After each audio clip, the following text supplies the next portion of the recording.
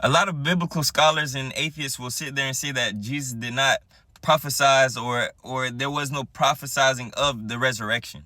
The thing is, there is. And he said in John, where he spoke about Jonah, and we understand Jonah as having been swallowed and consumed by a whale, and he went on for 3 days and then he was spit out, right? The thing is, if you really read that story, you will see the direct correlation between what happened to Jonah and what happened to Jesus.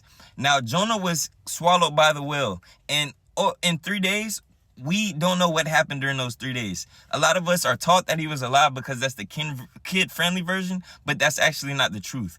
He quite literally died, but before he died, he prayed.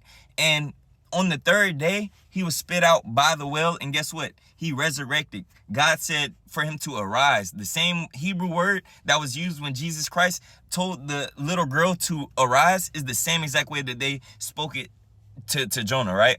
So understand that the correlation between Jesus dying on the cross and rising 3 days later is the same thing as Jonah dying and rising 3 days later. Not to mention, Jonah went back and he preached to his village, and his village was compacted of pagan Gentiles, right? So they were not following Jesus Christ. They were not following the God of the Bible. And the thing is, a lot of them converted. And that was the greatest miracle out of that situation.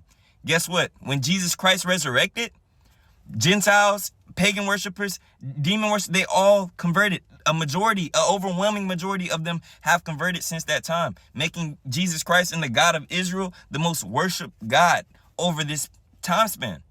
So understand that the correlations are very deep, and when you really look into it, it was prophesied.